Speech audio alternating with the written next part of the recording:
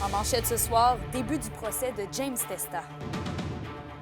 Le Rouyn-Norandien est accusé de traite de personnes, d'agression sexuelle et de harcèlement criminel. Nouvelle journée de grève dans 7 CPE de la région. Ces femmes-là, elles se battent pour l'avenir de nos enfants. Et une mobilisation policière sur les pistes de motoneige. En moyenne, ces dernières années, là, on parle de 21 décès par année. Donc, on intervient là en sentier pour essayer de diminuer ce nombre de décès-là.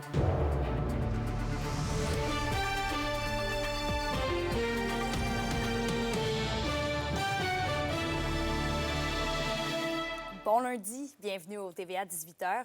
Ce soir, on débute le bulletin dans le monde judiciaire puisque c'est ce matin que s'ouvrait le procès de James Testa au palais de justice de Rouyn-Noranda. Et Félix, l'homme, on le rappelle, fait face à de graves chefs d'accusation. Oui, exactement, Kémilia.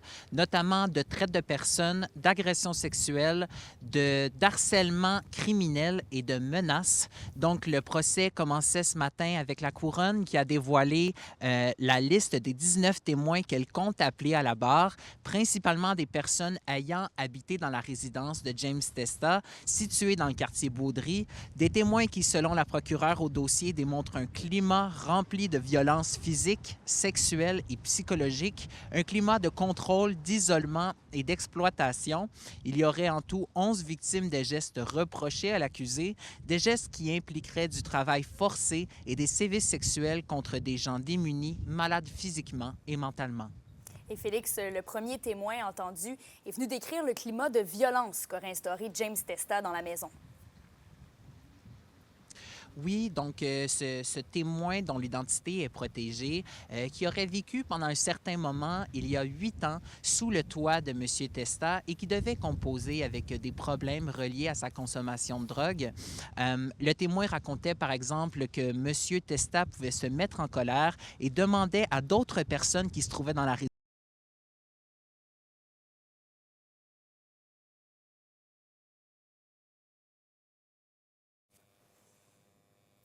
Donc, désolé pour le petit souci technique. Je vais continuer pour Félix.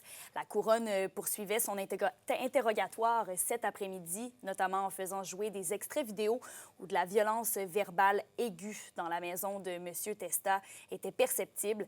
Le témoin a aussi décrit la cruauté animale dont l'accusé faisait preuve avec ses 10 chiens, notamment en forçant quelques-uns à se battre entre eux. Donc, le procès va se poursuivre jusqu'à jeudi. Et en terminant, on rappelle que l'État québécois avait débuté des démarches pour saisir officiellement la résidence de James Testa où les crimes auraient été commis. Complètement ailleurs, maintenant, des événements sismiques sont survenus plus tôt aujourd'hui à la mine La Ronde, située à Pressac.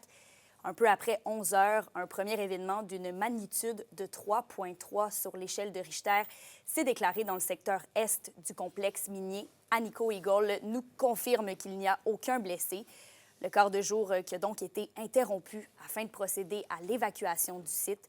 Des vérifications et inspections sont en cours en vue du quart de nuit qui devrait avoir lieu, lui, normalement. Et on se tourne dans le monde syndical. 7 centres de la petite enfance de la région affiliés à la CSN sont à nouveau fermés aujourd'hui. C'est en raison d'une 3e journée de grève des éducatrices et de l'ensemble des travailleurs des CPE. Les négociations avec le gouvernement seraient toujours au ralenti, selon le syndicat, malgré la journée d'échange de vendredi. Les principaux points de négociation sont le salaire, la lourdeur des tâches, mais aussi les primes pour les éducatrices en région. Les employés sont donc sans convention collective depuis près de 2 ans, soit le 1er avril 2023.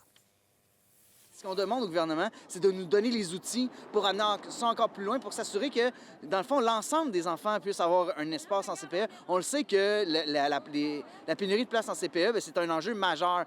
Mais on parle souvent des bâtisses, on parle assez peu du fait que dans ces bâtisses, on a besoin de personnel. Pour le recruter, ça prend des bonnes conditions de travail. On espère ne pas avoir besoin de recourir aux autres journées de grève. Si c'est le cas, on ira. Et il n'est pas exclu non plus qu'on retourne consulter les travailleurs et les membres pour voir si la stratégie doit évoluer vers un mandat peut-être plus agressif. C'est un gros hiver pour les motoneigistes et la Sûreté du Québec les avait à l'œil ce samedi lors d'une opération de sécurité provinciale. Alexis Dumont a pu y assister. Ça va bien? Yes, on fait juste des petites vérifications. Plusieurs policiers étaient postés aux quatre coins de la région samedi afin de vérifier la conformité de l'ensemble des motoneigistes présents dans les sentiers. On est en opération aujourd'hui pour s'assurer que les motoneigistes circulent en toute sécurité. On est ici spécialement cette année parce que ça fait déjà 4 décès qu'on a là, dans la région cette année de motoneige. Donc, pour l'ensemble de la province, on est rendu à 14 décès. En moyenne, ces dernières années, là, on parle de 21 décès par année. Donc, on intervient là en sentier pour essayer de diminuer ce nombre de décès-là. Divers éléments étaient surveillés par la Sûreté du Québec et les bénévoles sur place. Donc, on vérifie que les gens ont le droit d'accès au sentier, qui ont leur permis de conduire avec eux, puisque c'est obligatoire, qui ont les assurances, les enregistrements, qui ont les documents. On vérifie la conformité de la motoneige. On s'assure aussi que les gens ont la capacité de conduire, ce qui veut dire qu'ils ne sont pas en état d'ébriété, qu'ils n'ont pas consommé de drogue. C'est pas compliqué, là, les principales causes de collisions mortelles à motoneige, c'est la vitesse et la capacité de conduire affaiblie par l'alcool, drogue, non-respect de la signalisation. Et on a aussi encore beaucoup de gens là, qui ne portent pas le casque protecteur ou qui le portent mais qui n'est pas attaché. Donc c'est ça aussi qu'on surveille là, lors de nos barrages. D'ailleurs, plusieurs règles sont de mise pour les motoneigistes lors de leur expédition en motoneige. Durant la saison, garder la droite, les limites de vitesse. Quand on ne voit pas l'autre bord d'une courbe ou l'autre bord d'une butte, bien, modérer un peu pour être toujours en contrôle de son véhicule. Ça, c'est très important. La Sûreté du Québec effectue d'ailleurs régulièrement des patrouilles au courant de l'hiver. On a des patrouilleurs réguliers qui travaillent là, sur la route, qui sont dégagés ponctuellement pour faire des patrouilles à motoneige. C'est certain qu'on a encore plus de gens dans les moments forts achalandage, qui veut dire les fins de semaine, les longs congés, tout ça. Mais c'est nos équipes normales de patrouille. On a des patrouilleurs qui sont formés motoneigistes, squadistes, qui sont libérés là, ponctuellement pour faire de la patrouille en route. La SQ rappelle à tous de respecter les consignes de sécurité et demeurer prudents sur les pistes. Alexis Dumont, RNC Nouvelles, Rouyn-Noranda. Vos réponses à la question du jour TVA. Une présentation de la Clinique infirmière Nord-Ouest partout dans la région. Nous vous offrons des consultations rapides avec des infirmières et infirmières praticiennes spécialisées et un nouveau service de téléconsultation. Contactez-nous pour plus d'informations ou visitez notre site Web. Et à la question du jour, on vous demandait « Profitez-vous davantage des sentiers de motoneige cette saison que l'année dernière? » Vous nous avez répondu non à 80 %. L'école secondaire d'Amos annonce finalement le retour des blocs sanitaires genrés dès aujourd'hui au pavillon Le Calypso. Un sondage a été mené auprès de 591 élèves et 64 % d'entre eux ont répondu qu'il était essentiel de mettre fin aux blocs sanitaires mixtes. Les facteurs principaux qui ont été pris en compte sont la présence du sexe opposé, le besoin d'intimité et la propreté des lieux.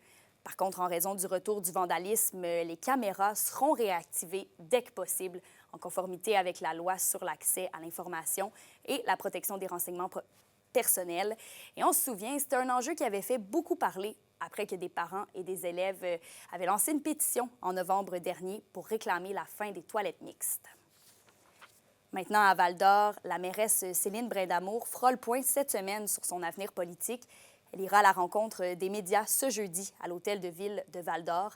Mme Brindamour avait avoué à notre antenne en novembre 2023 ne pas être certaine de solliciter un nouveau mandat, bien qu'elle n'en soit qu'à son premier mandat. Elle occupe le paysage politique valdorien depuis un peu plus d'un quart de siècle.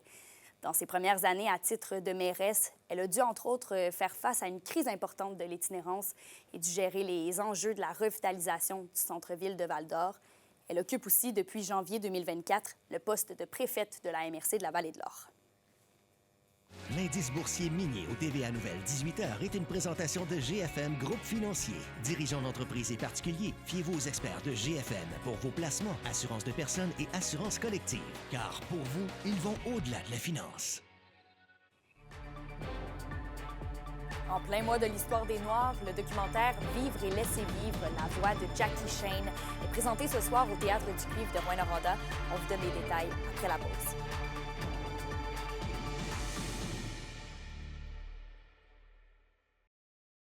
Les SADC de l'Abitibi-Témiscamingue et du nord du Québec vous présentent la bonne nouvelle économique TVA.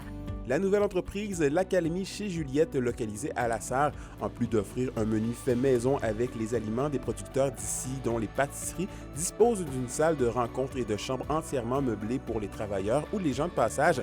Cette offre de services diversifie les ressources alimentaires et répond à un besoin d'hébergement du milieu. Les SADC, partenaires de l'économie de la région.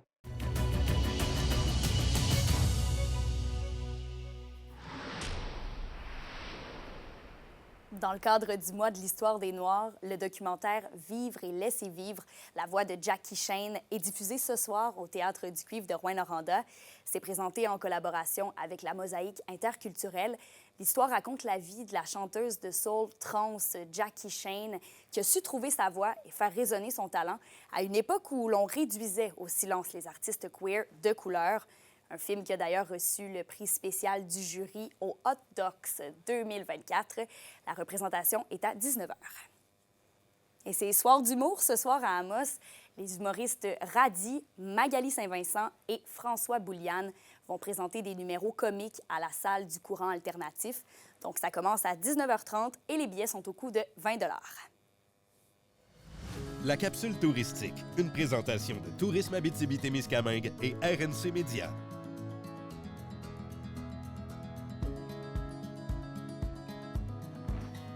L'hiver en Abitibi-Témiscamingue, c'est tout sauf plat. Aujourd'hui, je vous fais découvrir ou redécouvrir un véritable joyau naturel de la région, le Parc national de Guebel. Le Parc national de Guebel est une grande fierté pour l'Abitibi-Témiscamingue.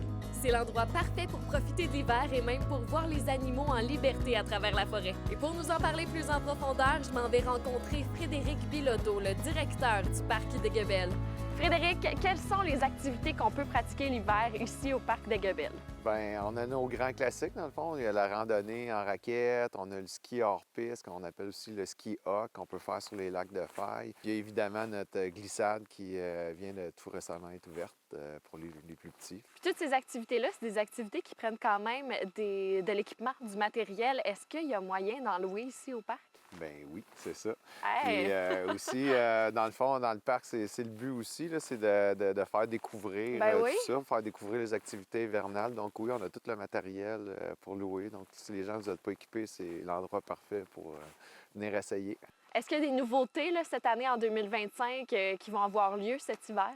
Oui, mais j'appellerais pas ça nécessairement une nouveauté, c'est plutôt une deuxième édition. On va avoir notre festival de glace. Donc, c'est un événement d'escalade de glace qu'on fait sur 3 jours, dont une journée qui est là pour l'initiation, donc pour des 10 ans et plus. Donc, ceux qui veulent venir en famille, essayer ça, là, ça va être juste parfait. Et on va avoir tout un setup avec le feu en bas pour se réchauffer, puis essayer, puis ce qui est quand même à prix assez abordable aussi là, pour la famille. C'est la première fin de semaine de la semaine de relâche, donc du 28 février 1-2 mars.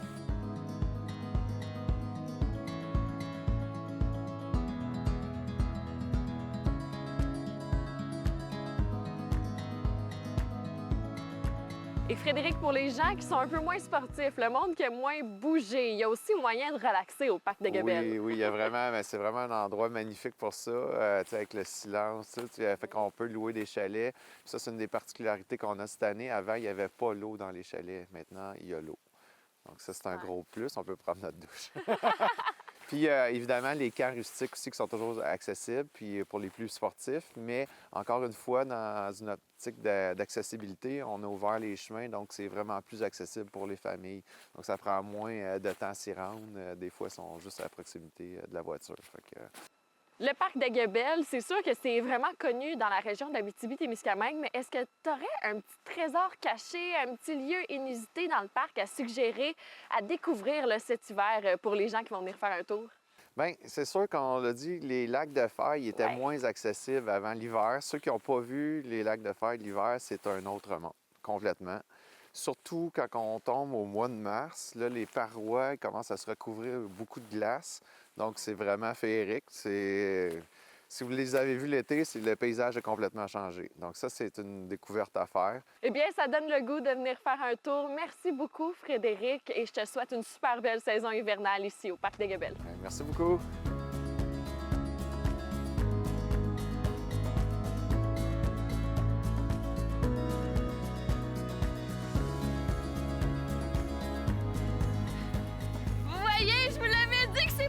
L'hiver en Abitibi-Témiscamingue.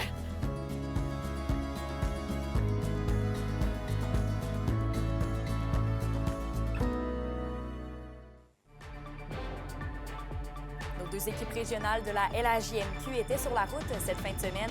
Des résultats somme toute positifs du côté des Foreurs et un peu moins concluants du côté des Huskies. On vous en parle dans le segment sport tout de suite après la pause.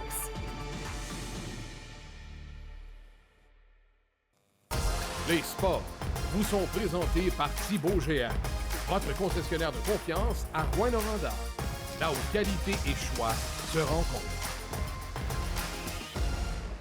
Au hockey de la LHJMQ, nos deux équipes de la région complétaient le week-end dernier un voyage de quelques matchs à l'étranger. Olivier Morin a préparé ce qui suit. Une fin de semaine mouvementée pour les équipes de la région. Tout d'abord, les Foreurs de Val-d'Or ont profité de la soirée de la Saint-Valentin vendredi soir pour offrir à leurs partisans non pas du chocolat ou encore des roses, mais bien un festival offensif avec une écrasante victoire de 7-2 aux dépens des Tigres à Victoriaville. Tirant de l'arrière 2-0 avec un peu moins de 4 minutes à faire en première, Noah Reinhardt enfile son 31e de la saison qui donne un regain de vie à son équipe. Celui-ci termine par ailleurs la rencontre avec une récolte de 5 points. Le Varéor profite de la deuxième période pour prendre le contrôle de la rencontre, marquant à 4 reprises avant d'en acheter 2 autres en troisième période. Par ailleurs, les attaquants Mathias Bourque et Benjamin Olivier ont tenu à mentionner la façon dont l'équipe s'est relevée lors du deuxième 20. Entre la 1 et la 2, on s'est parlé, tous les gars ensemble dans la chambre, puis c'est rien que de revenir à la base, ça reste une game de hockey, fait que on est revenu sur les détails, puis tous les gars étaient prêts à travailler en deuxième, fait que les chances sont venues, puis c'est là que les gars ont capitalisé. Là. C'est sûr qu'on est beaucoup satisfait du résultat final, une grosse victoire de 7-2. On voulait revenir sur la track de la victoire. C'est sûr qu'après la première période, on était tous déçus de notre performance. On savait qu'il fallait en sortir une bonne en deuxième période puis embarquer avec le couteau entre les dents. La fin de semaine n'a pas été aussi rose du côté des Huskies alors que l'équipe a subi 2 revers face aux Dracars de Bécomo, complétant ainsi la première moitié de leur séquence sur la route avec 3 défaites consécutives. Vendredi soir, la troupe de Steve Hartley fait face à un Lucas Beckman en pleine forme alors que celui-ci repousse 38 des 39 tirs dirigés vers lui. Marque finale, 2-1 pour le Drakkar. Le match de samedi n'a pas été guère mieux pour la Meute qui a accordé 6 buts pour la deuxième fois en 3 matchs, subissant ainsi une défaite de 6-2. Les Huskies compléteront leur séquence sur la route avec des arrêts à Blainville-Boisbriand jeudi et à Gatineau vendredi avant de renouer devant leurs partisans ce dimanche face au Remparts de Québec. Et les Foreurs retrouveront également leurs partisans ce week-end avec la visite des Remparts de Québec dans le cadre d'un programme double. Olivier Morin, RNC Nouvelles, Rouyn-Noranda. Pour une nouvelle importante à nous communiquer, contactez-nous, nouvelles au pluriel, @rncmedia.ca, par téléphone au 1-866-463-4636 et notre site web tvaabitibi.ca.